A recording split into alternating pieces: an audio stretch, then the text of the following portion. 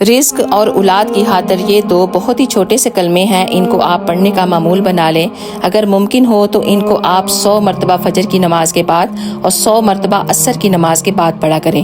اس کو پڑھنے والے پر اللہ سبحانہ و تعالیٰ آسمان سے رحمتوں کی بارشیں برساتے ہیں۔ جو ان دو کلموں کو پڑھنے کا معمول بنا لیتے ہیں، اور وہ دو کلمے یہ ہیں: سبحان اللہ و بحمدہ اللہم اغفر لی۔ اس کو پڑھنے والے کو اللہ سبحانہ و تعالیٰ وہاں سے رزق، اولاد کا اور مال کا نوازتے ہیں جہاں سے اس کو گمان بھی نہیں ہوتا۔ سبحان اللہ و بحمدہ کے معنی ہیں: اے اللہ تو اپنی تعریفوں کے ساتھ پاک ہے۔ اللہم اغفر لی، میں سر کے بالوں سے لے کر پاؤں تک گناہوں میں مبتلا ہوں۔ اے اللہ آپ پاک ہیں، مجھے بھی اپنی رحمت سے بخش دیجئے، آمین۔ دیکھیں ماشاءاللہ کتنے خوبصورت یہ کلمے ہیں، ان کو آپ پڑھنے کا معمول بنائیں۔